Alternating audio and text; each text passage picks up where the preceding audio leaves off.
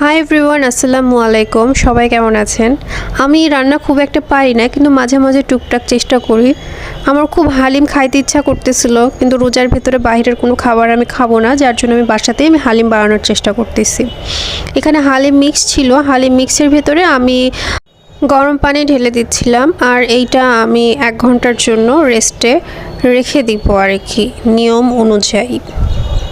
আর হালকা আমি একটু মিক্স করে নিচ্ছিলাম। অন্য একটা পাত্রে আমি তেল গরম বসিয়ে দিয়েছি, আর এখানে আমি একটু পেঁয়াজ নিয়ে নিচ্ছি। পেঁয়াজটাকে আমি ভালো মতো একটু ভেজে নিব, আর ভাজার সাথে আমি এখানে হালকা একটু পেঁয়াজ আমি সাইড করে নিচ্ছি। রান্নার লাস্টে আমি একটু ডেকোরেশন করব। পরবর্তীতে আমি যে মাংসটা ধুয়ে রাখছিলাম, মাংসটা আমি দিয়ে দিচ্ছি। এটা গরুর মাংস। কিছুক্ষণ আমি একটু নাড়াচাড়া করব, আর নাড়াচাড়া করার পরবর্তীতে যে মশলাগুলো আছে ওগুলো আমি দিয়ে দিব। এখানে প্যাকেটের ভেতরে যে মশলাটা ছিল সেইটা আগে আমি দিয়ে দিব, তারপরে ধনিয়ার গুঁড়া দিব, তারপর জিরার গুঁড়া দিব, হলুদের গুঁড়া, স্বাদ মতো লবণ আমি আগে একটু দিয়ে নিছিলাম, আর মরিচের গুঁড়া তো অবশ্যই দিতে হবে।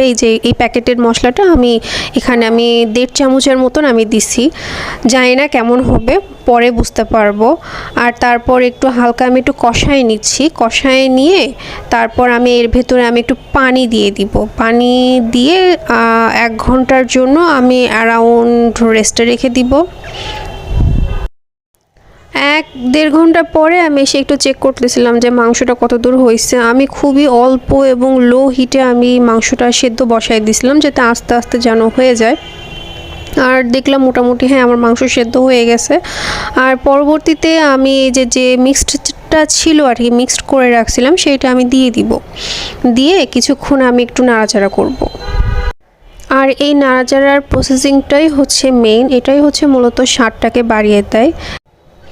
আর আমি এই মিক্সটাও হালকা কিছুটা একটু কষিয়ে নেব।